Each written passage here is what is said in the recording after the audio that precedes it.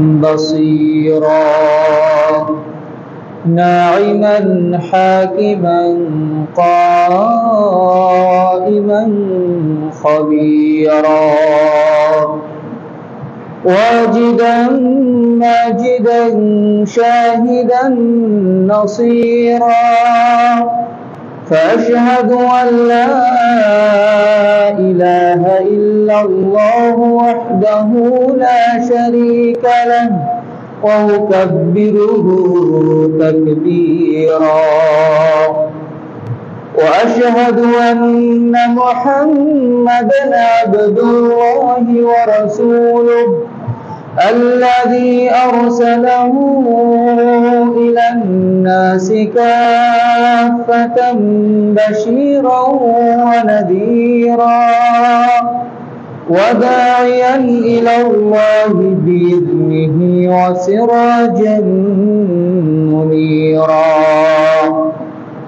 صلى الله تعالى عليه وعلى آله وأصحابه وأحبابه وأتباعه وأنصاره وأهل بيته أجمعين وسلم تسليما كثيرا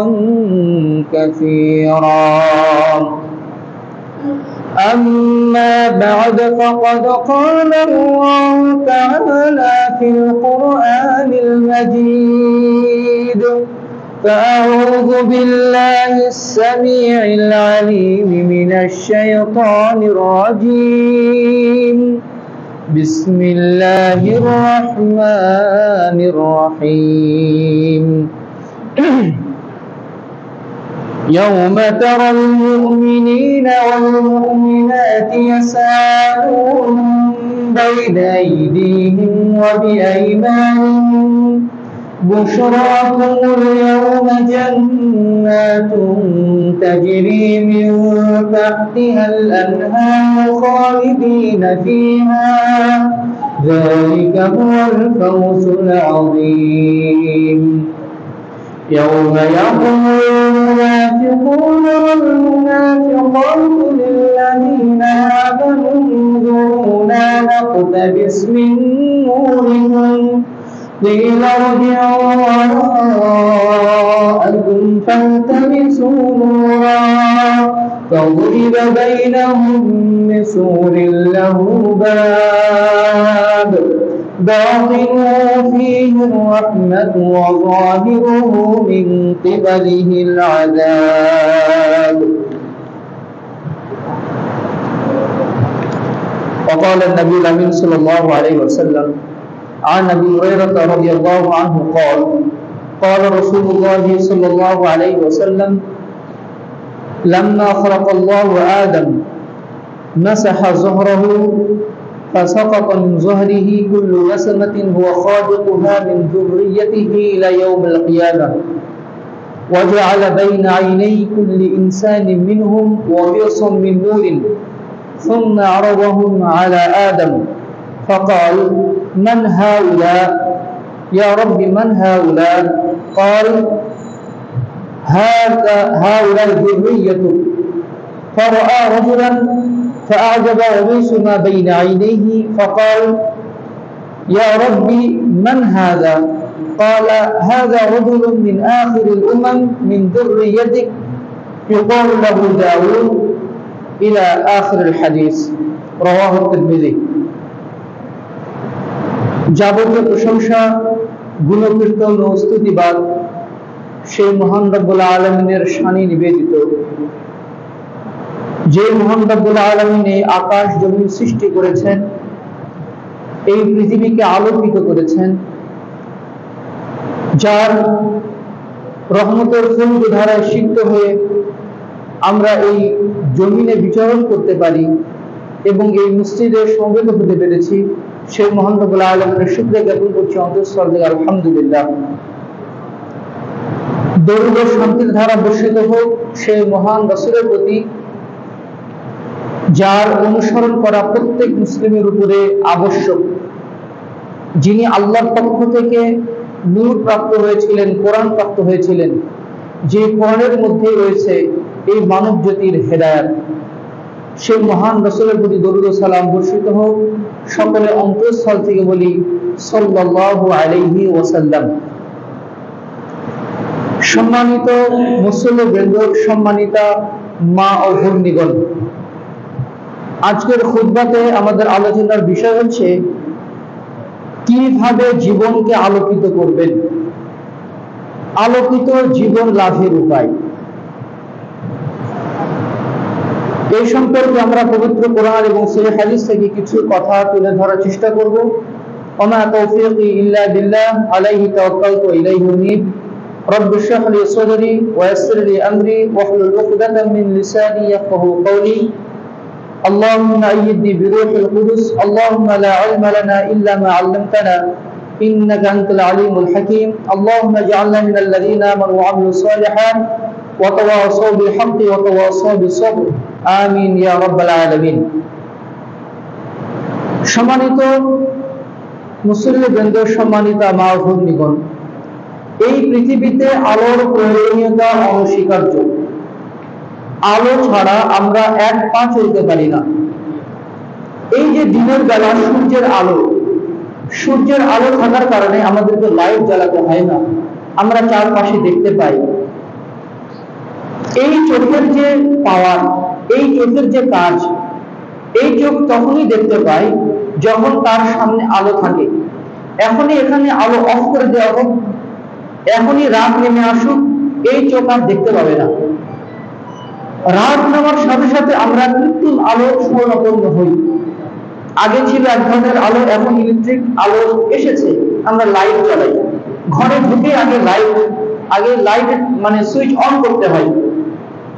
যখন আমরা রাতের বেলা গাড়ি চালাই, হেডলাইট অবশ্যই জ্বালাতে হয়, কারণ যদি আমরা হেডলাইট না জ্বালাই তাহলে সামনে কি আছে, রাস্তা কোন দিকে যাচ্ছে আমি কিছুই বুঝতে পারবো না। এমনকি আমি নির্ঘাত অ্যাক্সিডেন্টের সম্মুখীন হতে পারি। এই যে আমরা মোবাইল ইউজ করি, এই মোবাইলের কার্যক্ষমতা তখনই, এই মোবাইলের উপকার তখনই আমরা পাবো যদি ভিতরে স্ক্রিনে আলো থাকে। স্ক্রিনে আলো যদি না থাকে তাহলে কয়টা বাজে, কে আপনাকে মেসেজ করলো, আর আপনি কার কাছে ফোন দিবেন আপনি কিছুই বুঝতে পারবেন না। স্ক্রিনের যদি আলো না থাকে এই মোবাইল অচল হয়ে যায়, এর ডিসপ্লে পাল্টাতে হয়। এই যে বাহ্যিক ভাবে আমরা যে আলোর একদম পূর্ণভাবে মুখাপেক্ষী, আল্লাহ তাআলা এই আলো যদি না দিতেন আমাদের জীবন অচল হয়ে যেত। এই আলো যদি, সূর্যের আলো যদি না থাকতো কোন গাছ গাছালিতে ফল জন্মাতো না। এরা কিন্তু মানে এই শক্তি লাভ করে, এই মাটির উর্বরতার শক্তি আর গাছের যে শক্তি, এগুলো কিন্তু সূর্যের আলো থেকেই আসে। এই যে বাহ্যিক যে আলো, এই আলো যতটা না প্রয়োজন, আলো আভ্যন্তরীণ একটা দিক আছে, এটা তার চেয়ে বেশি প্রয়োজন। আর সেটা হচ্ছে ঈমানের আলো, সেটা হচ্ছে কোরআনের আলো, সেটা হচ্ছে তাকওয়ার আলো। এই আলো যদি আমাদের অন্তরে না থাকে, এই আলো যদি আমার জীবনকে যদি আলোকিত করতে না পারে, আলোকিত জীবন মানে কয়েক পাশ থেকে লাইটিং করে নিজের লাইট মারলাম আর অথবা লাইট দিতে একটা কাপড় পরিধান করে জীবন আলোকিত হয়ে গেল, বিষয়টা কিন্তু এমন নয়। আভ্যন্তরীণ একটা আলো আছে, যে আলোর উৎস রব্বুল আলামিন স্বয়ং। ওই ঈমানের আলো দিয়ে যদি আমরা নিজের জীবনকে গঠন করতে না পারি, মানুষের যদি আলোকিত না হয়, সমাজে আলোকিত হবে না। আজকে সমাজের চেহারা পাল্টে গেছে, অন্ধকারাচ্ছন্ন, অথচ লাইটিং, কত সুন্দর সুন্দর লাইটিং আছে, এতটা সত্ত্বেও সমাজে শান্তি নেই, কারণ মানুষের আলোকিত নয়। এই যে গৌণ আলো হোক বা বাহ্যিক আলো হোক বা গৌণ আলো হোক, যাবতীয় আলোর উৎস হচ্ছেন রব্বুল আলামিন। এই আলোর আরবি হচ্ছে নূর। আল্লাহ তাআলার একটা সিফাতি নাম হচ্ছে আল নূর। আমরা নামের নাম রাখি আব্দুল নূর, অর্থাৎ আলোর গোলাম। আল্লাহ তাআলা পবিত্র কোরআনে একটি সূরা নাযিল করেছেন, সূরাতুন নূর, আলোর সূরা। এই সূরার 36 নম্বর আয়াতে আল্লাহ তাআলা ঘোষণা দিচ্ছেন, আল্লাহু নূরুস সামাওয়াতি ওয়াল আরদ مثل نوره كمشكاة فيها مصباح المصباح في زجاجة الزجاجة كأنها كوكب دري يوقد من شجرة مباركة زيتونة لا شرقية ولا غربية يكاد زيتها يضيء ولو لم تمسسه نار نور على نور يهدي الله لنوره من يشاء ويضرب الله الأمثال للناس والله بكل شيء عليم আল্লাহু নূরুস সামাওয়াতি ওয়াল আরদ, আল্লাহ হচ্ছেন আকাশ এবং জমিনের আলো। নাযালু নূরিহি কামিশকাতিন ফিহা মিসবাহ, তার আলোর উপমা হচ্ছে একটা তাকের মতো, যেই তাকে একটা প্রদীপ রাখা আছে। আল মিসবাহু ফি জুজাজাতি, আর ওই প্রদীপটা ঢেকে রাখা আছে একটা কাঁচ দিয়ে, চিমনি দিয়ে।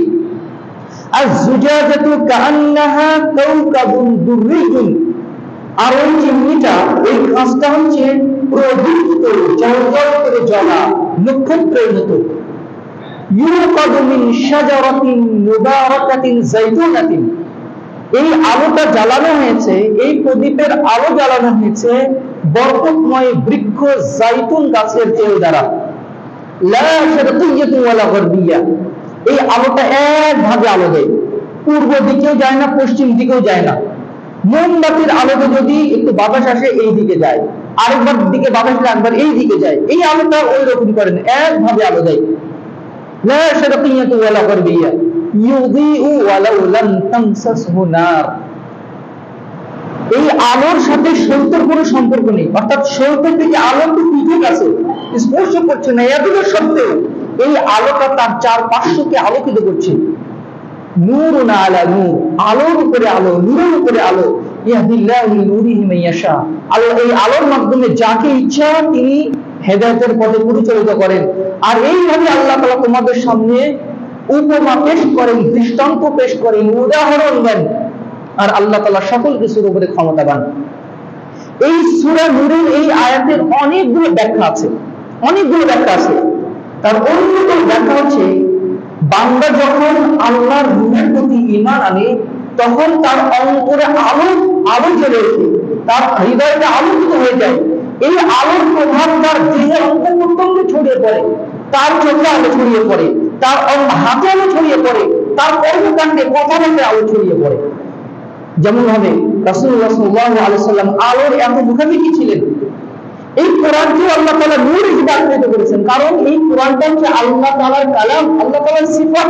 এই কোরআন আল্লাহ তাআলা সূরা তাগাবুনের 6 নম্বর আয়াতে বলেছেন, ফাআমিনু বিল্লাহি ওয়া রাসূলিহি ওয়ান নূরিল্লাযী আনসালনা ওয়াল্লাহু বিমা তা'মালুনা বাসীর। ফাআমিনু বিল্লাহি ওয়া রাসূলিহি, তোমরা আল্লাহর প্রতি ঈমান আনো, তার রাসূলের প্রতি ঈমান আনো, ওয়ান নূরিল্লাযী আনসালনা, এবং আমি যে নূর নাযিল করেছি সে নূরের প্রতি তোমরা ঈমান আনো। এখানে আল্লাহ তাআলা কোরআনকেও নূর বলেছেন। রাসূলুল্লাহ সাল্লাল্লাহু আলাইহি ওয়াসাল্লাম তাহাজ্জুদের সময় যে দোয়াগুলো পড়তেন সহিহ বুখারীতে এসেছে, তার অন্যতম একটা দোয়া ছিল, আল্লাহুম্মা আনতা নূরুস সামাওয়াতি ওয়াল আরদি ওয়া মান ফিহিন্না, হে আল্লাহ আপনি হচ্ছে আকাশ এবং জমি এবং তার ভিতরকার যা কিছু আছে সবকিছুর নূর, আলো হচ্ছেন আপনি। রাসূলুল্লাহ সাল্লাল্লাহু আলাইহি ওয়াসাল্লাম আলোর এত মুখাপেক্ষী ছিলেন, তিনি আল্লাহর কাছে কায়মন বাক্যে কাতর কণ্ঠে তাহাজ্জুদের সময় দোয়া করতেন, যে সময় আল্লাহ তাআলা প্রথম আকাশে নেমে আসেন, আল্লাহুম্মা জাআল ফি কলবি নূরা, আল্লাহ আমার অন্তরে, আমার হৃদয়ে, কলবে নূর দান করুন, আলো ঢেলে দিন। অফি লিসানি নূরা, হে আল্লাহ আমার জিহ্বাতে নূর দান করুন, আলো দান করুন। অফি সামি ওয়া জাআল ফি সামি নূরা, হে আল্লাহ আমার দুই কানে, আমার শ্রবণ শক্তিতে আপনি নূর দান করুন। ওয়া আন ইয়ামিনি নূরা ওয়া আন শিমালি নূরা, হে আল্লাহ ডান দিক থেকে আমাকে আলো দান করুন, বাম দিক থেকে আলো দান করুন। ওয়া মিন আমামি নূরা ওয়া মিন তাহতি নূরা ওয়া মিন খালফি নূরা, সামনের দিক থেকে, পিছন দিক থেকে, ওয়া মিন ফাওকিনা নূরা, আমাদের উপর দিক থেকে, নিচের দিক থেকে। ফাজআল লানা নূরান ইয়া রাব্বাল আলামিন, হে আল্লাহ সর্বদিক থেকে আপনি আমাকে নূর দান করুন, আলো দান করুন। সুবহানাল্লাহ ওয়া বিহামদিহি সুবহানাল্লাহিল আযীম। অর্থাৎ রাসূলুল্লাহ সাল্লাল্লাহু আলাইহি ওয়াসাল্লাম স্বয়ং এই নূরের মুখাপেক্ষী ছিলেন। নিজের জীবনকে আলোকিত করার জন্য তিনি আল্লাহর কাছে প্রত্যেক দিন প্রত্যেক রাতের তাহাজ্জুদে তিনি আল্লাহর কাছে দোয়া করতেন। এই যে আমাদেরকে যখন আল্লাহ তাআলা সৃষ্টি করেছেন তখন আমাদেরকে একটা নূর দান করেছিলেন, ওই নূরের ভিত্তিতেই আমরা কিন্তু মানে ঈমান এনেছি। সুনানে তিরমিজির একটি হাদিস বর্ণিত হয়েছে 7076 নম্বর হাদিস, 3036 নম্বর হাদিস। রাসূলুল্লাহ সাল্লাল্লাহু আলাইহি ওয়াসাল্লাম বলেছেন, লাম্মা খালাকাল্লাহু আদম মাসাহা যাহরাহু ফাসাকাতা মিন যাহরিহি কুল্লু নাসমাতিন ওয়া খালাকাহা মিন যুররিয়্যাতিহি ইলা ইয়াউমিল কিয়ামাহ। আল্লাহ তাআলা যখন আদম আলাইহিস সালামকে সৃষ্টি করলেন তখন তিনি তার হাত আদম আলাইহিস সালামের পিঠে বুলিয়ে দিলেন, সাথে সাথে ফাসাকাতা মিন যাহরিহি কুল্লু নাসমাতিন ওয়া খালাকাহা মিন যুররিয়্যাতিহি ইলা ইয়াউমিল কিয়ামাহ। একদম মানে পূর্ব থেকে অর্থাৎ তখন থেকে একদম কিয়ামত অবধি যত মানুষ এই পৃথিবীতে আসবে সবাইকে আল্লাহ তাআলা আদম আলাইহিস সালামের পিঠ থেকে বের করে আনলেন। ওয়াজআলা বাইনা আইনাই কুল্লি ইনসানি মিনহুম ওয়াবিসাম মিন নূরি। প্রত্যেক ব্যক্তি, আমরাও সেখানে ছিলাম, আমরাও ওখানে ছিলাম, আর আমরা ছিলাম পিপিলিকার মতো। আল্লাহ রাসূল বলেছেন প্রত্যেকের দুই চোখের মাঝখানে আল্লাহ তাআলা একটা করে ফোঁটা এক বিন্দু নূর দান করলেন সবার। সেখানে যত মানুষ ওখানে উপস্থিত ছিল অর্থাৎ পৃথিবীর একদম শুরু থেকে নিয়ে শেষ পর্যন্ত যত মানুষ এই পৃথিবীতে এসেছিল, বর্তমান আছে এবং ভবিষ্যতে আসবে, পৃথিবী ধ্বংস হওয়ার আগ পর্যন্ত সবাইকে আল্লাহ তাআলা বের করে এনেছিলেন এবং তাদের দুই চোখের মাঝখানে এক ফোঁটা নূর বসিয়ে দিলেন। সুম্মা রাদাহুম আলা আদম, অতঃপর তাদেরকে আদম আলাইহিস সালামের সামনে পেশ করলেন। আদম আলাইহিস সালাম বললেন, মান হাউলা, হে আল্লাহ এরা কারা? আদম আলাইহিস সালামকে আল্লাহ সাল্লাম বললেন, হে আল্লাহ এরা কারা? তখন আল্লাহ তাআলা বললেন, হাউলাই যুররিয়াতু, এরা হচ্ছে তোমাদের সন্তান, এরা হচ্ছে তোমার বংশধর। এই জন্য যে আল্লাহ রাসূল হাদিসটা বলেছেন, কুল্লু মাউলুদিন ইল্লা ইউলাদু আলা ফিতরা, প্রত্যেক আদম সন্তানই ফিতরাতের উপরে জন্মগ্রহণ করে, মুসলিম হিসেবে জন্মগ্রহণ করে। হিন্দুর ঘরে যে সন্তান জন্মগ্রহণ করে ওই মুসলিম হিসেবে জন্মগ্রহণ করে। খ্রিস্টানের ঘরে, বৌদ্ধর ঘরে যে সন্তান জন্মগ্রহণ করে ও কিন্তু মুসলিম হিসেবেই জন্মগ্রহণ করে। ফাআবাওয়াহু ইউহাউবিদানিহি আও ইউনাসরানিহি আও ইউমাজ্জিসানিহি, তার বাবা যদি খ্রিস্টান হয় সন্তান খ্রিস্টান হয়, বাবা যদি মানে ইহুদি হয় সন্তান ইহুদি হয়, বাবা যদি মাজুসি হয় অগ্নিকর্ষক হয় সন্তান ওইদিকে যায়, কিন্তু তার জন্ম কিন্তু ইসলামিক ফিতরাতের উপরে জন্ম হয়েছে। কেন? ওই যে রূহের জগতে তার কপালে ঈমানের নূর বসিয়ে দেওয়া হয়েছে। জন্মের পরে যারা এই নূরটাকে বাড়িয়ে নিতে পারে তারাই হচ্ছে সফল, আর যারা তাদের কর্মকাণ্ডের মাধ্যমে তার নূরটাকে নির্বাপিত করে ফেলে তারাই হচ্ছে ব্যর্থ। আল্লাহর নবী আদম আলাইহিস সালাম তার সন্তানদেরকে দেখছেন, বংশধরকে। ফারাআ রাজুলান ফাআজাবাহু ওয়াবিসুমা বাইনা আইনাইহি, হঠাৎ একটা নাসামা একজনকে দেখে তার খুবই ভালো লাগলো, তার দুই চোখের মধ্যে যে নূরটা, এই নূরটাকে খুবই চমৎকৃত করলো, মুগ্ধ করলো। তখন তিনি আল্লাহকে বললেন, ইয়া রব্বি মান হাযা, হে আল্লাহ এ তো আরো সুন্দর লাগে, ওকে। তখন আল্লাহ তাআলা বললেন, হাযা রাজুলুন মিন আখিরিল উমাম মিন যুররিয়াতিক ইউকাল লাহু দাউদ, এ হচ্ছে তোমার শেষ শেষ জামানার তোমার বংশের একজন লোক, তার নাম হচ্ছে দাউদ। তখনই তো আদম আলাইহিস সালাম তাকে জীবন থেকে 40 বছর দান করে দিয়েছিলেন। এই যে এই হাদিসের মাধ্যমে বোঝা যায় প্রত্যেক আদম সন্তানকে আল্লাহ তাআলা নূরের একটা ফোঁটা দিয়েছিলেন। ওই একদম যখন আমরা রূহের জগতে ছিলাম তখনই জন্মগ্রহণের পরে যারা তাদের ঈমানের মাধ্যমে, তাকওয়ার মাধ্যমে, পরহেজগারিতার মাধ্যমে, তাদের নেক আমলের মাধ্যমে যারা তাদের এই আলোটাকে বিকশিত করতে পারে, বড় করতে পারে, তারাই কিয়ামতের ময়দানে আলো তারাই কিয়ামতের ময়দানে সফল হবে। কারণ কিয়ামতের ময়দান হবে ঘুটঘুটে অন্ধকারাচ্ছন্ন, ওই দিন আলো ছাড়া কেউ পার হতে পারবে না। রাসূলুল্লাহ সাল্লাল্লাহু আলাইহি ওয়াসাল্লাম বলেছেন সহিহ মুসলিমের 191 নম্বর হাদিস, ওয়ায়ুতা কুল্লু ইনসানি মিনহুম মুমিনান আও মুনাফিকান নূরান, কিয়ামতের দিন আল্লাহ তাআলা মুমিন মুনাফিক সবাইকে আল্লাহ তাআলা নূর দান করবেন আখির হাসরের মাঠে চলার জন্য। কারণ হাসরের মাঠ হবে অন্ধকারাচ্ছন্ন ময়দান। ওয়া আলা জাসরি জাহান্নাম কালাবিব ওয়া হাসাকুন সুম্মা ইয়াত্তাবিউনাহু, ওই আলো নিয়ে তারা পথ চলতে থাকবে, চলতে চলতে তারা পুলসিরাতের কাছে চলে আসবে।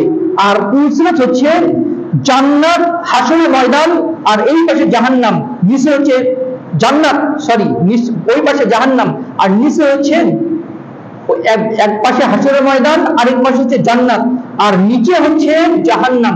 আর জাহান্নামের উপর দিয়ে যে নির্মিত সেতু, এটাই হচ্ছে পুলসিরাত, এটাই হচ্ছে as-সিরাত। অর্থাৎ হাসরের ময়দান থেকে আখিরাত কিয়ামতের ময়দানের লাস্ট মঞ্জিল হচ্ছে এই পুলসিরাত। পুলসিরাত যারা পার হতে পারবে তারাই হচ্ছে জান্নাতে চলে যাবে, আর যারা পুলসিরাত পার হতে পারবে না তারা ওখান থেকে জাহান্নামে নিক্ষিপ্ত হবে।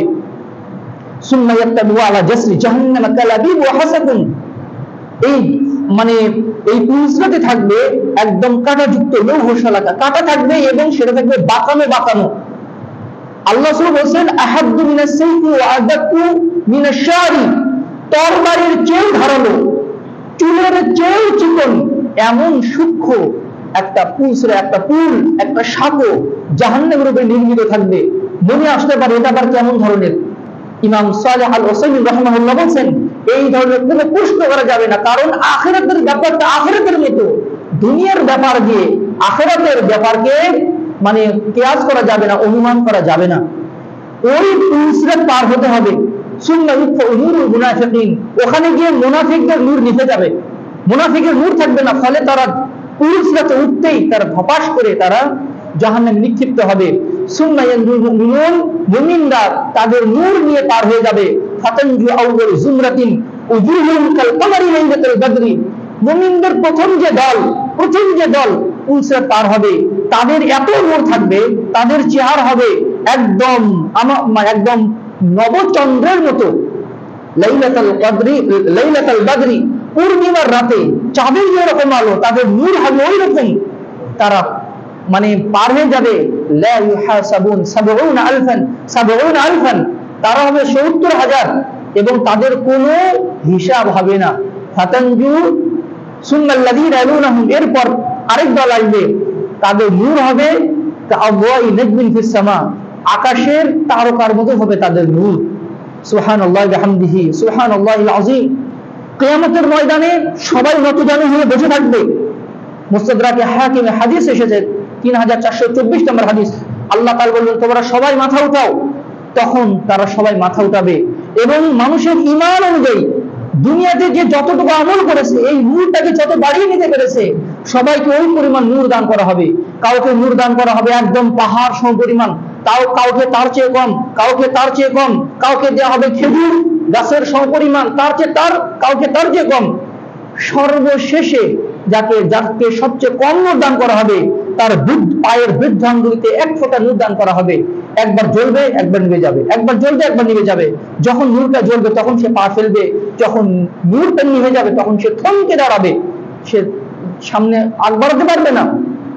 এইভাবে তারা চলতে চলতে একদম পুলসিরাতের কাছে চলে আসবে।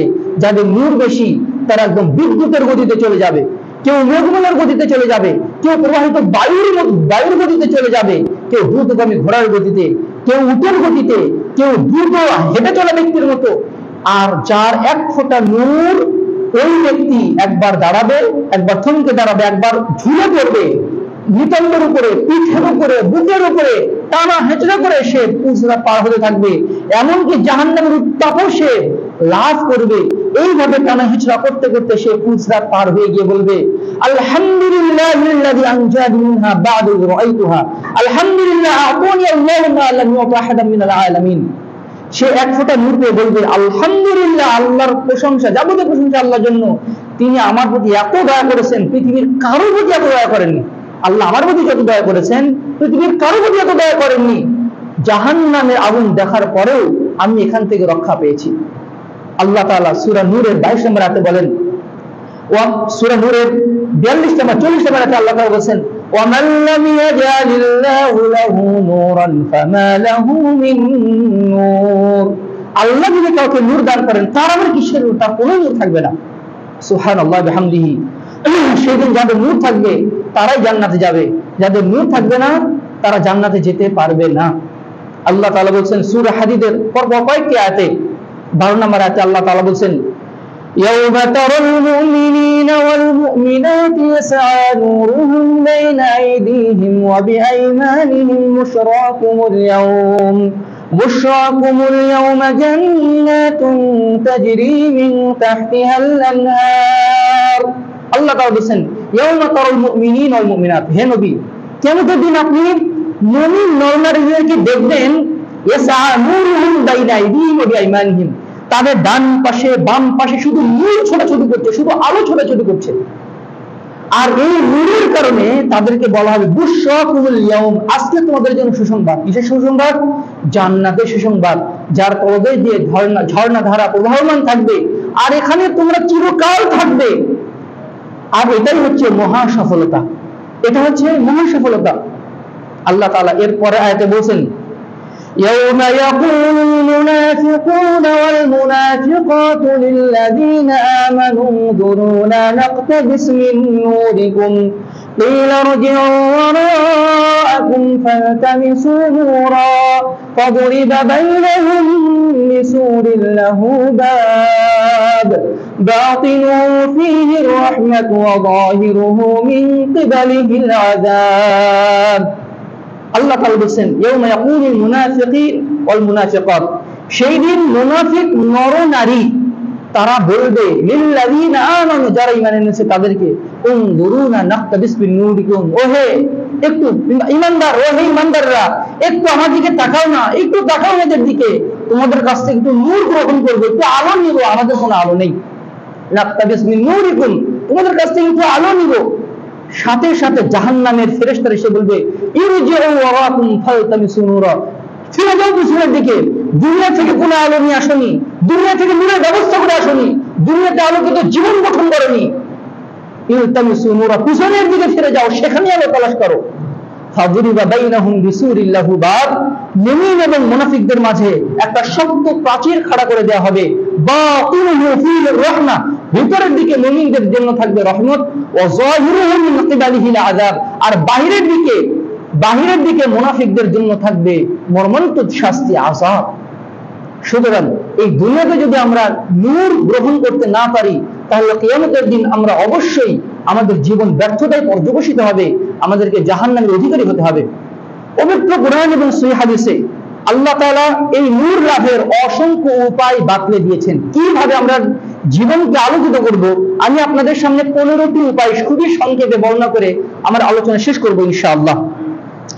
জীবন জুড়ে নূর লাভ করার, জীবনকে আলোকিত করার প্রথম উপায় হচ্ছে কালিমাতুত তাওহীদ, লা ইলাহা ইল্লাল্লাহ, অর্থাৎ তাওহীদের অনুসারী হওয়া, নির্ভেজাল তাওহীদের বাস্তবায়নকারী হওয়া। নিজের জীবনে যদি তাওহীদের বাস্তবায়ন না থাকে, তাহলে ওই ব্যক্তি তার অঙ্কুরেই তার নূর নির্বাপিত হয়ে যায়।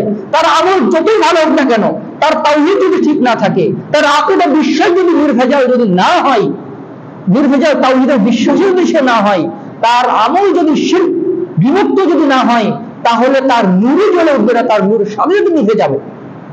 রাসূলুল্লাহ সাল্লাল্লাহু আলাইহি ওয়াসাল্লামের মৃত্যুর পরে যখন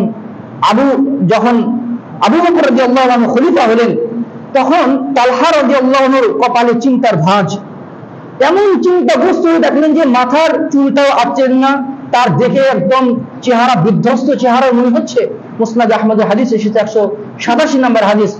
ওমর রাদিয়াল্লাহু আনহু একদিন তালহা ইবনে উবাইদুল্লাহ, যিনি ছিলেন জান্নাতের সুসংবাদপ্রাপ্ত সাহাবী, আশারে মুবাশশিরের অন্যতম একজন সাহাবী, তাকে বলছেন, হে তালহা, আপনার চাচাতো ভাই খলিফা হয়েছে, এই জন্য কি আপনার মন খারাপ? বলছেন, লা ওয়াল্লাহি না, অবশ্যই না, আমি খুশি হওয়ার দিক থেকে আপনার চেয়ে আমার বেশি খুশি হওয়া দরকার, কারণ আমার চাচাতো ভাই যেহেতু খলিফা হয়েছেন, কিন্তু আমি অবশ্যই এই জন্য চিন্তিত নই। তাহলে আপনাকে এত বিধ্বস্ত মনে হচ্ছে কেন? তখন তিনি বললেন, আল্লাহ রাসূল তার জীবদ্দশায় বলেছিলেন, আমার এমন একটি বাণী জানা আছে, এমন একটা কথা জানা আছে, এটা যদি কেউ পাঠ করে, এটা যদি দাবি যদি কেউ বাস্তবায়ন করে, মৃত্যুর সময় তার আত্মাটাকে নূরে পরিণত করে দেওয়া হয়, তার আত্মাটাকে নূরে পরিণত করে দেওয়া, আলোতে পরিণত করে দেওয়া হয়। ইস, আমার কি আফসোস, হায় আমার কপাল পড়া, আমি যদি রাসূলের কাছ থেকে ওটা যদি জেনে নিতে পারতাম, রাসূল আমাকে বলেননি, আমিও জেনে নেওয়ার চেষ্টা করিনি, হায় আমার কপাল পড়া, যদি আমি রাসূলের কাছ থেকে জেনে নিতে পারতাম কতই না ভালো হতো। ওই টেনশনে আমার অবস্থা এইরকম। তখন ওমর রাদিয়াল্লাহু আনহু বললেন, আরে ওটা তো আমি জানি। তাই নাকি? আলহামদুলিল্লাহ, তাহলে এটাই আপনি এটারই উপযুক্ত, আমাদেরকে তাড়াতাড়ি বলুন। তখন তিনি বললেন, এটা হচ্ছে সেই বাক্য যে বাক্যটি তিনি তার চাচা আবু তালেবকে বলতে বলেছিলেন, সেটা হচ্ছে লা ইলাহা ইল্লাল্লাহ, নেই কোনো উপাস্য, নেই কোনো মাবুদ, সত্য উপাস্য, সত্য মাবুদ আল্লাহ ছাড়া, আল্লাহ ছাড়া সত্য কোনো মাবুদ নেই। এই কালেমার দাবি শুধু মুখে জপার কালেমা না, এটা যদি কেউ সার্বিক জীবনে আল্লাহর বিধান বাস্তবায়ন করে তাহলে সে এই কালেমার বাস্তবায়নকারী হিসেবে গণ্য হবে। কিন্তু মুখে শুধু কালেমা জপবে আর এই দিকে মানে ব্যক্তি জীবনে আল্লাহর বিধানের বালাই নেই, রাজনৈতিক জীবনে আল্লাহর বিধানকে তোয়াক্কা করছে না, তাহলে সে আদৌ তাওহীদপন্থী নয়। যদি সে নিজেকে তাওহীদি জনতা বলছে, আদৌ সে তাওহীদপন্থী নয়। এটা দাবি করার বিষয় নয়, এটা হচ্ছে নিজের জীবনে বাস্তবায়ন করার বিষয়। সুতরাং সার্বিক জীবনে যারা তাওহীদের বাস্তবায়ন ঘটাবে, নির্ভেজাল তাওহীদের প্রচার এবং প্রতিষ্ঠা যারা করবে, তারাই হবে হচ্ছে তাওহীদপন্থী। আর তাদের মৃত্যুর সময় আল্লাহ তাআলা তাদেরকে কালিমা নসিব করবেন এবং তারাই, তাদের আত্মাটাই মৃত্যুর পরে আল্লাহ তাআলা নূরে পরিণত করে দিবেন। তাদের আত্মাটাই নূরে পরিণত করে দিবেন। সুবহানাল্লাহি ওয়া বিহামদিহি, সুবহানাল্লাহিল আযীম। তাহলে প্রথম উপায় হচ্ছে নির্ভেজাল তাওহীদের বাস্তবায়নকারী হওয়া। 2 নম্বর হচ্ছে সুন্দর করে ওযু করা। ওযুর মাধ্যমে বান্দা নূর লাভ করতে পারে। সহিহ মুসলিমের 246 নম্বর হাদিস, একদিন আবু হুরায়রা রাদিয়াল্লাহু আনহু ওযু করছিলেন, একজন তাবী তার পিছন থেকে তার ওযু করা দেখছিলেন। ফাগাসালা ওয়াজহাহু ওয়া ইয়াদাইহি হাত্তা কাদা ইয়াবলুগা ইলাল মানকিবাইন। আবু হুরায়রা রাদিয়াল্লাহু আনহু যখন ওযু করছিলেন, মুখ এবং হাত ধোয়ার সময় তিনি একদম মানে তার কাঁধ পর্যন্ত, মানকিবাইন অর্থাৎ তার কাঁধ পর্যন্ত ধুয়ে ফেলছেন। আর যখন তিনি পা ধুচ্ছেন, হাত্তা কাদা ইলা সাকাইন, তার নলা পর্যন্ত ধুয়ে ফেলছেন, পায়ের নলা পর্যন্ত ধুয়ে ফেলছেন। তখন এই ওযু করা শেষে তিনি বললেন, ফাইন্নী সামিআতু রাসূলুল্লাহ সাল্লাল্লাহু আলাইহি ওয়াসাল্লাম ইয়াকুল, আমি রাসূলুল্লাহ সাল্লাল্লাহু আলাইহি ওয়াসাল্লামকে বলতে শুনেছি, ইন্না উম্মতি ইয়াউমাল কিয়ামাতি ইয়াতুনা ইয়াউমাল কিয়ামাতি গুররান মুহাজ্জালিনা মিন আথারিল ওযু। আমি রাসূলুল্লাহ সাল্লাল্লাহু আলাইহি ওয়াসাল্লামকে বলতে শুনেছি, আমার উম্মত এমন ভাবে কিয়ামতের দিন উত্থিত হবে যে তাদের ওযুর অঙ্গগুলো নূরে ঝলমল করতে থাকবে। ফামান ইসতাতা মিনকুম ইউতিলা হুররাতাহু, কেউ যদি চায় তার নূরটাকে একটু বিকশিত করুক, বৃদ্ধি করুক, সে যেন ওটা করে। অর্থাৎ এর মাধ্যমে ওযু করার প্রতি নির্দেশ দেওয়া হয়েছে এবং সালাতের প্রতি যত্নশীল হওয়ার নির্দেশ দেওয়া হয়েছে। কারণ ওযুর প্রধান কারণ হচ্ছে সালাত, ওযুর প্রধান কারণ হচ্ছে কোরআন তেলাওয়াত করা। এই জন্য মানে নিয়মিত ওযু করা এটা একটা বড় একটা ইবাদতের ব্যাপার। আরেকটি হাদিসে, এই হাদিসের একটু 4 হাদিস পরে সহিহ মুসলিমের 255 নম্বর হাদিস, আবু হুরায়রা রাদিয়াল্লাহু আনহুর ছাত্র আবু হাযিম আল আশজাঈ রাহিমাহুল্লাহ, তিনি একদিন আবু হুরায়রা রাদিয়াল্লাহু আনহুর পিছনে বসে আছেন। আবু হুরায়রা রাদিয়াল্লাহু আনহু ওযু করছেন। ওযু করতে করতে হাত্তা মাদ্দা ইয়াদাহু ইলা ইবতিহি, ওযু হাত ধুতে ধুতে বগল, কাঁধ এগুলো সব ধুয়ে ফেলছেন। মানে পা ধুতে ধুতে তিনি একদম পায়ের নড়া পর্যন্ত ধুয়ে ফেলছেন। আল্লাহ রাসূল তো এভাবে ওযু করা শিখাননি। আল্লাহ রাসূল তো একদম বলেছেন ইলা মিরফাকাইন, অর্থাৎ কোন সমেত হাত ধুতে হবে আর পায়ের গোড়ালি পর্যন্ত ধুতে হবে। তখন আবু হাযিম রাহিমাহুল্লাহ পিছনে বলেছেন, ইয়া আবু হুরায়রা মা হাযাল ওযু, ইয়া আবু হুরায়রা আপনি কি অদ্ভুত ওযু করছেন, এই রকম করে ওযু করা তো কখনো দেখিনি। তখন তিনি পিছনে ফিরে একটু অপ্রস্তুত হয়ে বলছেন, আনতুম হাহুনা ইয়া বানি ফারুক, হে ফারুকের বংশধরের লোকেরা, তুমি এখানে আসো। লাউ আলিমতু আন্নাকুম হাহুনা মা তাওয়াদ্দাতু হাযাল ওযু, আমি যদি জানতাম যে তুমি আমার পিছনে দাঁড়িয়ে আছো, আমার ওযু করে বসছো, আমি আল্লাহর কসমে কখনো আমি এভাবে ওযু করতাম না। তবে আমি কি জন্য এভাবে ওযু করেছি জানো? কারণ আমি রাসূলুল্লাহ সামিআতু খলিলি, আমি আমার বন্ধু মুহাম্মদ সাল্লাল্লাহু আলাইহি ওয়াসাল্লামকে বলতে শুনেছি, তাবলুগু হিলিয়াতুল মুমিন হাইসু ইয়াবলুগুল ওযু, বান্দার ওযুর পানি যতদূর পর্যন্ত যায় তার নূর ততদূর পর্যন্ত চমকাতে থাকে কিয়ামতের ময়দানে।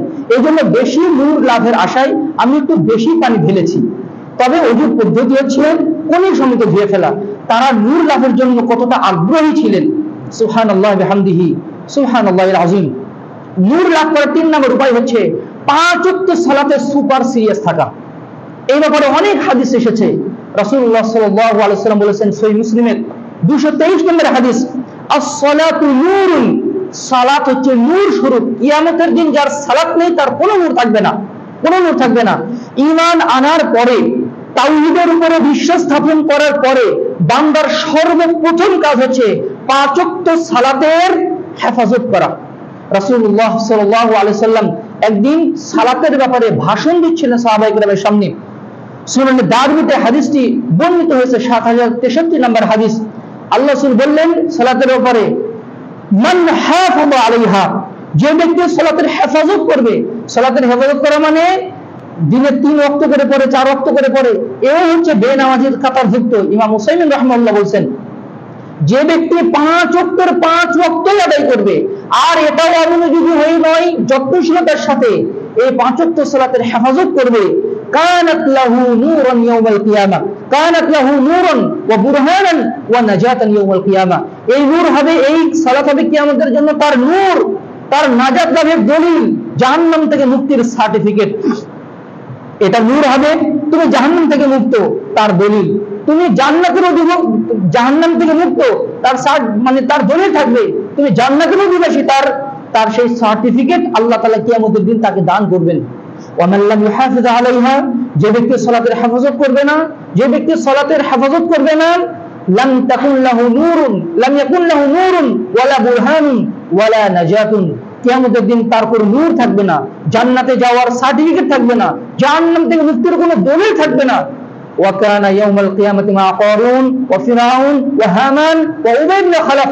কিয়ামতের দিন তার হাসর নাসর হবে কারুনের সাথে, হামানের সাথে, বিশ্ববদ ফেরাউনের মানে মন্ত্রী হামানের সাথে তার হাসর নাসর হবে।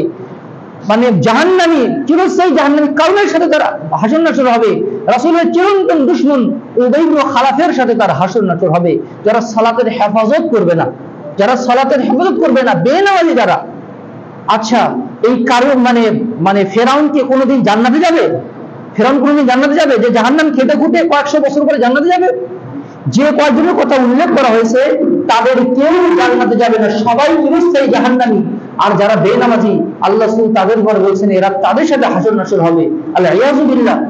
এজন্য 5 ওয়াক্ত সালাত পৃথিবীর যাবতীয় কাজের আগে, চাকরি বাকরি, পড়াশোনা, ব্যবসা বাণিজ্য, সকল কাজের আগে 5 ওয়াক্ত সালাতের হেফাজত করতে হবে। সালাফরা এত হেফাজত, এত যত্নশীল ছিলেন, সুবহানাল্লাহি ওয়া বিহামদিহি। এরকম অনেক দৃষ্টান্ত আছে, আমি সেদিকে যাচ্ছি না। এরপরে আসুন, 4 নাম্বার উপায় হচ্ছে জুমার সালাতের উপরে যত্নশীল হওয়া। জুমার সালাতের উপরে আমরা অনেক গাফেল। যারা খুতবা শুরু হয় তখন 2 কাতার মুসল্লি, 3 কাতার মুসল্লি, আর সালাতের আগে আগে আমরা মসজিদে এসে শুধু জুমার সালাতটুকু আদায় করে আমরা চলে যাই। অথচ এতে কত মর্যাদা আমাদের হাত থেকে হয়ে যাচ্ছে। রাসূলুল্লাহ সাল্লাল্লাহু আলাইহি ওয়াসাল্লাম ইরশাদ করেছেন, মুস্তাদরাক হাকিমের হাদিস, ইমাম নাসরুদ্দিন আলবানী রাহিমাহুল্লাহ সিলসিলা সহিহা 706 নম্বর হাদিসে এটা উল্লেখ করেছেন, ইন্নাল্লাহা ইয়াবআসুল আইয়ামা ইয়াওমা, ইন্নাল্লাহ তাবারাকা ওয়া তাআলা ইয়াবআসুল আইয়ামা ইয়াওমাল কিয়ামাতি আলা হাইয়াতিহা।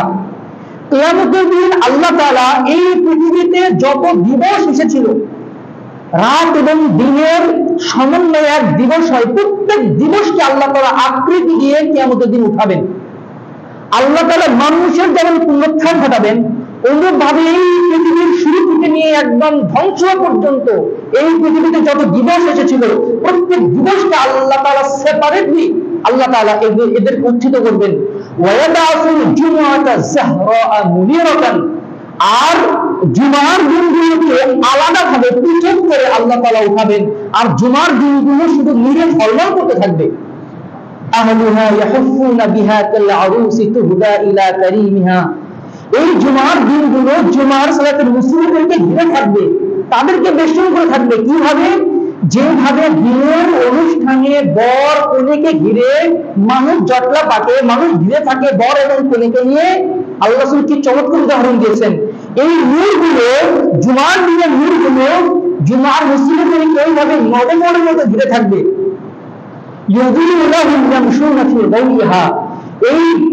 এই আলোগুলো ওদের জীবনকে, ওদের গাকে আলোকিত করবে, ওই আলো নিয়ে তারা পথ চলতে থাকবে।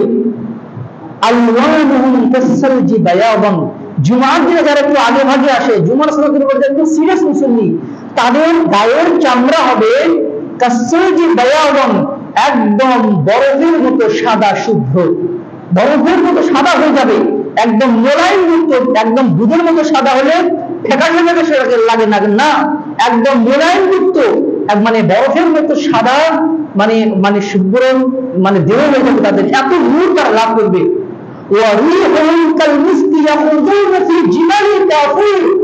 আর তাদের চামড়ার সুগন্ধি হবে কর্পূরের পাহাড় থেকে সিঞ্চিত মিষ্কের সুবাস হবে তাদের গায়ের চামড়ার সুবাস। আমরা আতর লাগাই কাপড়ে, আতর লাগাই আমরা কাপড়ে, আর তাদের চামড়ার সুবাসই মিষ্কের সুগন্ধির মতো। মানুষ এবং জিন্দেগি ফেল ফেল করে তাদের দিকে তাকাতে, সুবহানাল্লাহ, তাদের কি মর্যাদা।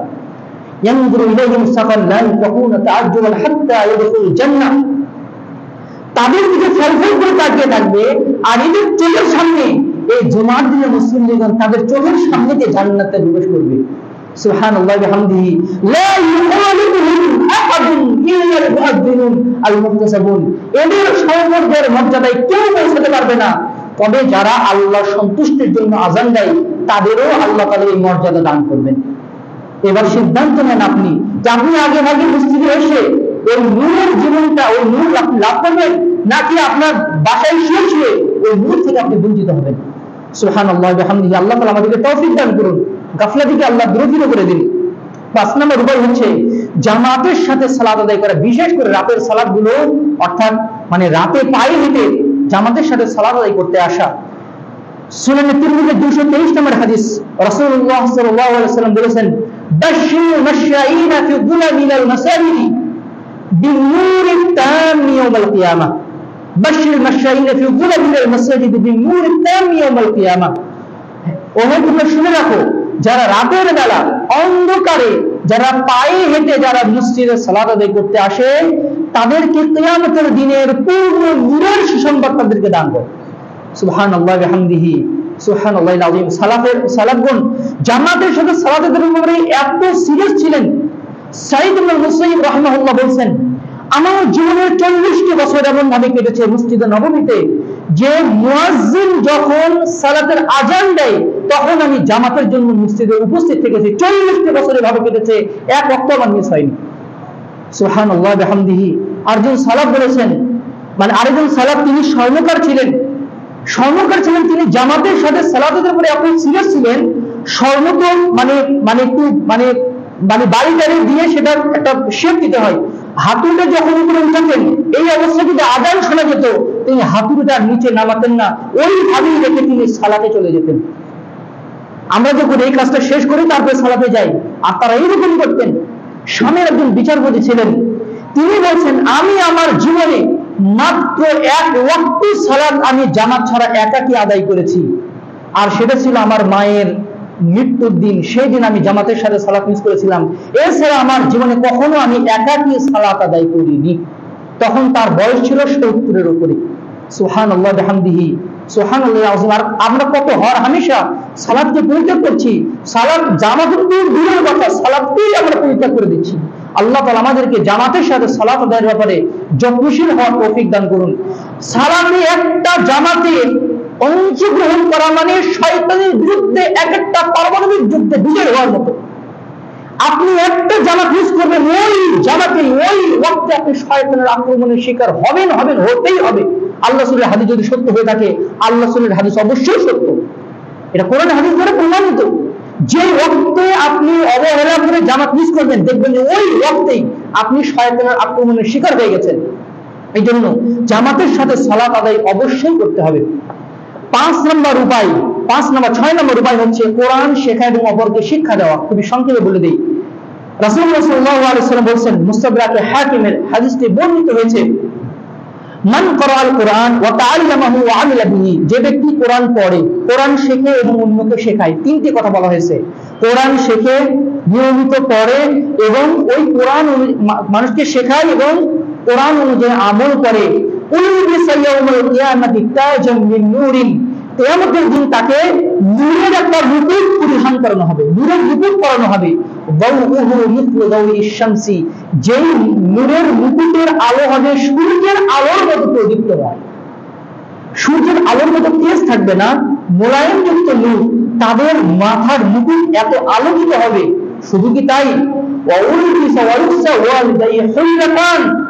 এই হামিল কোরআন অর্থাৎ এই কোরআনের ধারক বাহকের পিতা মাতাকে এত দামি কাপড় পরিধান করানো হবে, লা ইয়াকুমু বিহা দুনিয়া, দুনিয়ার যাবতীয় সম্পত্তি বিক্রি করে ওই পোশাকের মূল্য নির্ধারণ করা অসম্ভব হয়ে দাঁড়াবে। তখন বাবা মা বলবে, হে আল্লাহ, বিনা খুশি না, এত দামি পোশাক আমি কিভাবে পেলাম, কিভাবে আসলো? তখন আল্লাহ বলবেন, বিআখজি ওয়ালাদিকুমুল কোরআন, তোমার সন্তান ছিল কোরআনের ধারক বাহক, কোরআনের বিধান সার্বিক জীবনে বাস্তবায়নকারী। আমরা যদি বলি কোরআনের আলো ঘরে ঘরে জ্বালো, নিজের জীবনে কোরআনের আলো নাই। আমরা ঘরে ঘরে জ্বালতে চাই, কোরআনের আলো আগে নিজেকে আলোকিত করতে হবে। কোরআনের বুঝ সালাফদের রাসূলের বুঝ অনুযায়ী গ্রহণ করতে হবে। একদল লোক কোরআনের বুঝ নিজের মধ্যে বুঝে পরবর্তী হয়ে যাচ্ছে। ইউযিল্লু বিহি কাসীরা ওয়া ইয়াহদি বিহি কাসীরা, কোরআনের মাধ্যমে আল্লাহ কাউকে পথভ্রষ্ট করেন, আবার কাউকে আল্লাহ তাআলা হেদায়েত দান করেন।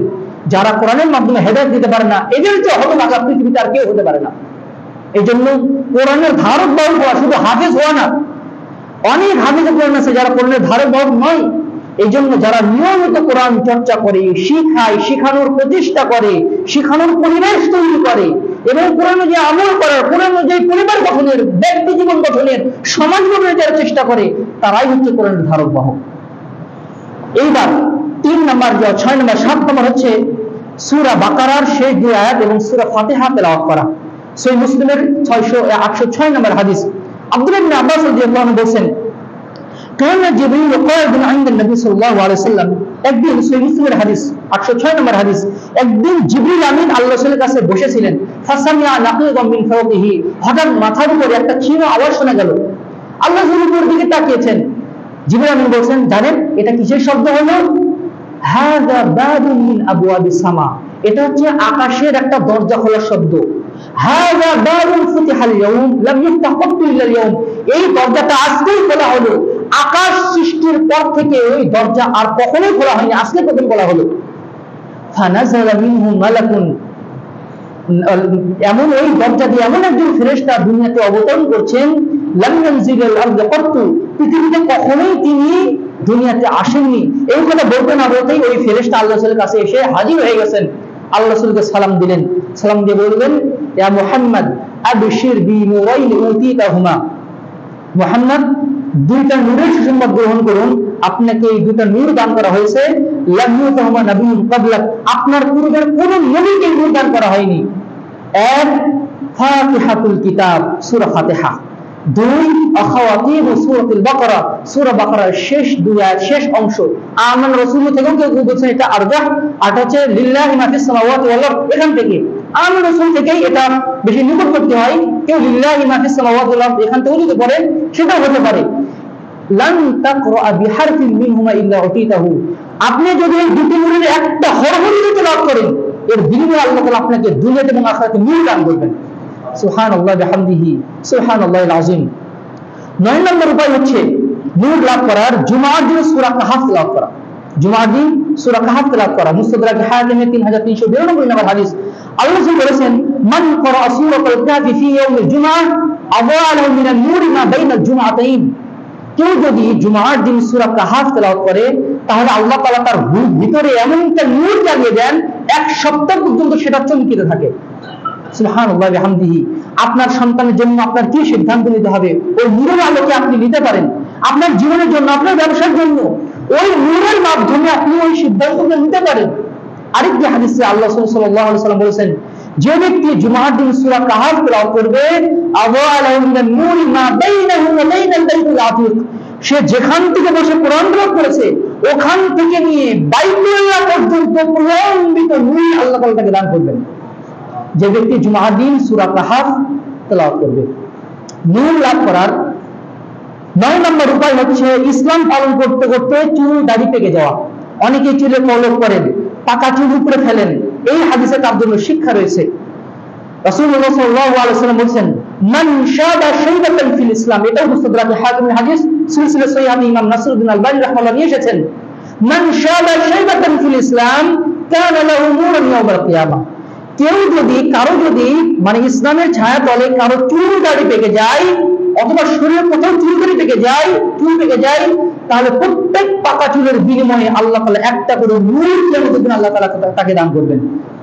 আরেকটি বর্ণনা আল্লাহ রাসূল বলেন তার মর্যাদা এক স্তর বাড়িয়ে দিবেন, তার একটা পাপ ক্ষমা হয়ে যাবে এবং তার মানে নেকি লেখা হবে এবং তার মর্যাদা বৃদ্ধি করা হবে প্রত্যেক পাকা চুলের বিনিময়ে।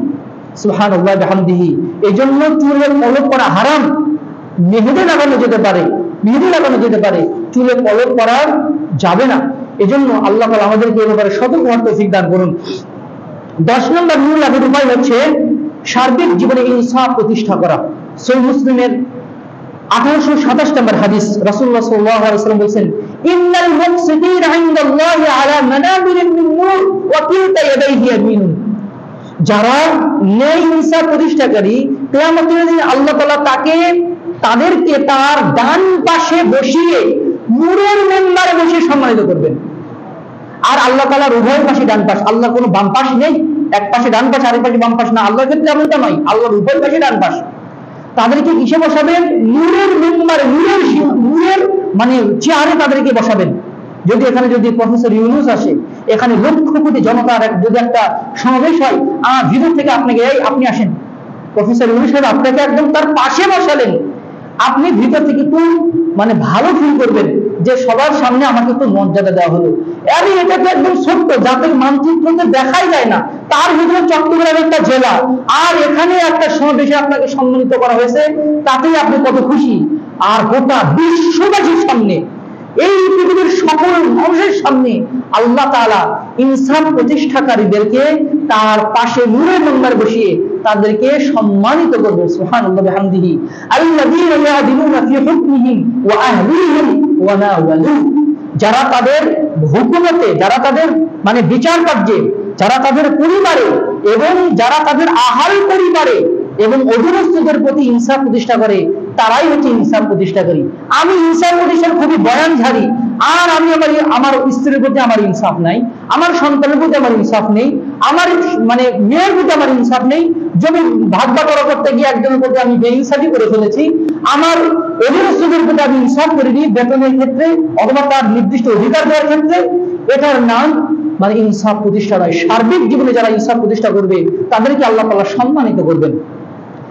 নূর লাভ করার 11 নম্বর উপায় হচ্ছে একে অপরকে স্রেফ এবং স্রেফ দ্বীনের জন্য ভালোবাসা। সুনানে আবু দাউদ একটি হাদিস বর্ণিত হয়েছে, রাসূলুল্লাহ সাল্লাল্লাহু আলাইহি ওয়াসাল্লাম বলেছেন ইন্না মিন আদাদিল্লাহি লা উনাসান মা হুম বিআনবিয়া ওয়ালা শুহাদা ইয়াগবিতুহুমুল আনবিয়াউ ওয়াশ-শুহাদাউ বিমাকানাতিহিম ইনদাল্লাহি আযজা ওয়া জাল। আমি এমন কিছু লোকদেরকে চিনি, আমি এমন কিছু সম্প্রদায়কে চিনি যারা নবীও নয়, যারা শহীদও নয়, যারা নবীও নয়, যারা শহীদও নয়, কিন্তু আল্লাহর কাছে তাদের এত মর্যাদা, আল্লাহর কাছে তাদের এত মর্যাদা হবে, এই মর্যাদা দেখে শহীদ এবং নবীরা আফসোস করবে, ঈর্ষা করবে, ইস আমাদের মর্যাদা যদি ওই রকম হতো। অথচ এই নবীরা যাদেরকে দেখে আফসোস করছে যে আমাদের মর্যাদা যদি ওই রকম হতো, ওনারা কিন্তু নবীও নন, ওনারা কিন্তু শহীদও নন। সাহাবায়ে কেরাম উচ্চে বললেন হে আল্লাহ রাসূল তুখবিরনা মানহুম, হে আল্লাহ রাসূল বলুন তারা কারা, তাদের বৈশিষ্ট্য কি? রাসূলুল্লাহ সাল্লাল্লাহু আলাইহি ওয়াসাল্লাম বললেন হুম কওমুন ইয়াতাহাব্বুনা ফি রূহিল্লাহ, তারা এমন লোক যারা একে অপরকে স্রেফ আমার জন্য ভালোবাসে। আলা আরহামিন বাইনাহুম, না আছে তাদের মধ্যে কোনো রক্তের সম্পর্ক, ওয়া আলা আমওয়ালিন ইয়াতাআদাউনাহা, না আছে তাদের মধ্যে কোনো অর্থনৈতিক লেনদেনের সম্পর্ক। এতটা সত্ত্বেও তারা একে অপরকে মহব্বত করে স্রেফ দ্বীনের স্বার্থে। আল্লাহ সুবহানাহু ওয়া তাআলা বলেন ওয়াল্লাহি ইন্নাহুম লানুরুন ওয়া ইন্নাহুম আলা নূরিন, আল্লাহর কসম করে বলছি এদের চেহারা আমি নূরের আর এরা নূরের মধ্যেই থাকবে। লা ইয়াহজানুনা ইযা হাযানান নাস, কিয়ামতের দিন মানুষ যখন চিন্তাগ্রস্ত হবে এদের কোনো চিন্তা থাকবে না। ওয়ালা ইয়াখাফুনা ইযা খাফান নাস, কিয়ামতের দিন মানুষ যখন নিজের নাজাত নিয়ে ভীতভাবন থাকবে, ভয় করবে, তখন তাদের অন্তরে সামান্যতম পরিমাণ ভয় থাকবে না। আলা ইন্না আউলিয়া আল্লাহি লা খাউফুন আলাইহিম ওয়া লা হুম ইয়াহজানুন, এরাই হচ্ছে আল্লাহ তাআলার ওলি, এদের কোনো ভয় এবং টেনশন থাকবে না। এই জন্য স্রেফ যে দ্বীনের ভালোবাসা, এটাও আল্লাহর ইবাদত, যার মাধ্যমে আল্লাহর আরশের নিচেও ছায়া পাওয়া যায়। 12 নম্বর উপায় হচ্ছে তওবা করা, খালেস অন্তরে তওবা করা। প্রত্যেক আদম সন্তানই ভুল করি, কুল্লু বানি আদম খাত্তাউন, প্রত্যেক আদম সন্তানই ভুল করি, তবে উত্তম ভুল করি তারাই যারা আল্লাহর কাছে বারবার তওবা করে। মানুষ পাপ করেও জান্নাতে যাবে তওবার দরজা দিয়ে। যে যদি তওবা করতে পারে সে তত সৌভাগ্যবান বান্দা, তওবার বিনিময়ে নূর লাভ করা যায়। আল্লাহ তাআলা বলেন, ইয়া আইয়ুহাল্লাযীনা আমানু তুবু ইলাল্লাহি তাওবাতান নাসুহা, হে ঈমানদারগণ তোমরা আল্লাহর কাছে খালেস অন্তরে তওবা করো। যদি খালেস অন্তরে তওবা বলতে পাপকে বর্জন করে, একদম পাপকে একদম ঘৃণা করে আল্লাহর আনুগত্যের দিকে ফিরে আসা, অনুশোচনা করে তুমি যদি তওবা করো, আল্লাহ তাআলা আসা রাব্বুকুম আন ইয়াদখিলাকুম জান্নাতিন তাজরি মিন তাহতিহাল আনহার, তোমাদেরকে আল্লাহ তাআলা ক্ষমা করবেন এবং তোমাদেরকে জান্নাত প্রদান করবেন। শেষের দিকে আল্লাহ তাআলা বলেন, নূরুহুম ইয়াসআ বাইনা আইদিহিম ওয়া বিআইমানিহিম, কিয়ামতের দিন তাদের ডান পাশে যখন তারা পুজরাতে উঠবে, পুজরাতের উপরেও তাদের ডান পাশে বাম পাশে নূর ছড়ে ছড়ে করতে থাকবে। কারা? যারা বেশি বেশি আল্লাহর কাছে তওবা করে, সকাল সন্ধ্যা আল্লাহর কাছে তওবা করে, সময় পেলে আল্লাহর কাছে তাওবা ইস্তেগফার করে। আর তারা বলবে, রব্বানা আতমিম লানা নূরানা ওয়াগফির লানা, আল্লাহ আরো নূর দেন, আরো নূর দেন, আরো নূর দেন, আমাদেরকে ক্ষমা করেন। সুবহানাল্লাহ বিহামদিহি, যারা সার্বিক জীবনে বেশি বেশি আল্লাহর কাছে তওবা করে আল্লাহ তাআলা তাদেরকে নূর দান করেন। 13 নম্বর উপায় হচ্ছে জান্নাতে পাথর নিক্ষেপ করা। হজে গিয়ে ইযা রামাইতা জিমারান কানা লাহু নূরান ইয়াউমাল কিয়ামা, তুমি যদি জান্নাতে একটা পাথর নিক্ষেপ করো, প্রত্যেকটা পাথরের বিনিময়ে একটা করে নূর আল্লাহ তাআলা তোমাকে দান করবেন। সিলসিলা সহিহার হাদিস। 14 নম্বর উপায় হচ্ছে আল্লাহর পথে জিহাদ করা। ইযা রামা বিসাহমিন ফি সাবিলিল্লাহ কানা লাহু নূরান ইয়াউমাল কিয়ামা, তুমি যদি আল্লাহর পথে একটা তীর নিক্ষেপ করো তাহলে বিনিময়ে তুমি একটা করে নূর লাভ করতে পারবে। আর 15 নম্বর উপায় হচ্ছে নূর লাভ করার, আলোকিত মানুষদের সাথে জামাতবদ্ধ জীবন যাপন করা। যারা আলোকিত মানুষ তাদের সাথে থাকা, তাদের সাথে দাওয়াতি কাজ করা, তাদের সাথে সমাজ সংস্কারের কাজ করা, তাদের সাথে আমর বিল মারুফ নাহি আনিল মুনকারের কাজ করা, সৎ কাজের আদেশ অসৎ কাজের নিষেধ, শিরক বিমুক্ত সমাজ গঠন করার যে সংগ্রাম, এই সংগ্রামে অংশগ্রহণ করা, আলোকিত মানুষদের সাথে থাকা। যারা এই আলোকিত মানুষদের সাথে থাকে, আলোকিত মানুষের প্রভাবে তারা নিজেরাও আলোকিত হতে পারে, তাদের আমলের মাধ্যমে, তাদের কর্মের মাধ্যমে, তাদের কর্মতৎপরতার মাধ্যমে। আহলে হাদিস আন্দোলন বাংলাদেশ এবং বাংলাদেশ আহলে হাদিস যুব সংঘ সেই আলোকিত রাজপথের নাম, যার শেষ ঠিকানা হচ্ছে জান্নাত। এখানে আমরা স্রেফ এবং স্রেফ সমাজকে আলোকিত করার জন্য আমরা কাজ করে যাই।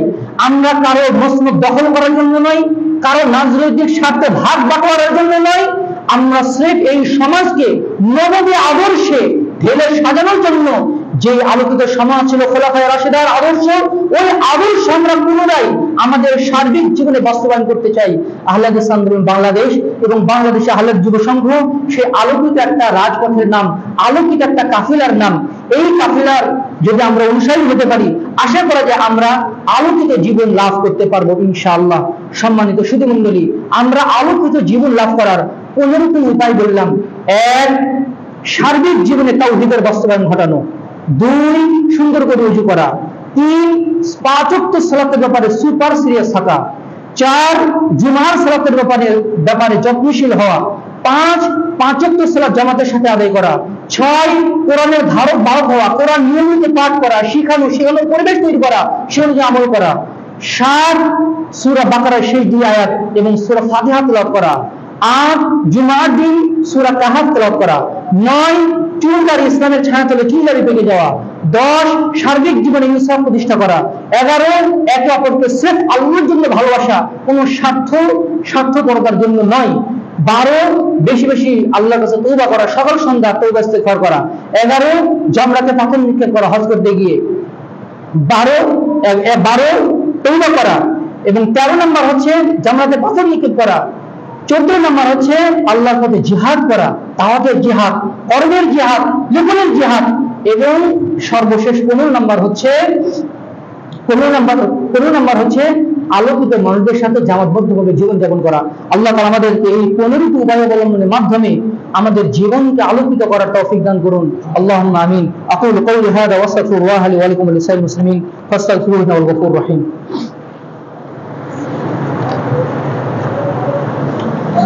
الحمد لله نحمده ونستعينه ونستغفره ونؤمن به ونتوكل عليه ونعوذ بالله من شرور انفسنا ومن سيئات اعمالنا من يهده الله فلا مضل له ومن يضلل فلا هادي له ونشهد ان لا اله الا الله وحده لا شريك له ونشهد ان محمدا عبده ورسوله ارسله بالحق بشيرا ونذيرا وداعيا الى الله باذنه وسراجا منيرا اما بعد فقد قال الله تعالى في القران المجيد إن الله وملائكته يصلون على النبي يا أيها الذين آمنوا صلوا عليه وسلموا تسليما اللهم صل على محمد وعلى آل محمد كما صليت على إبراهيم وعلى آل إبراهيم إنك حميد مجيد اللهم بارك على محمد وعلى آل محمد كما باركت على إبراهيم وعلى آل إبراهيم إنك حميد مجيد ربنا آتنا في الدنيا حسنة وفي الآخرة حسنة وقنا عذاب النار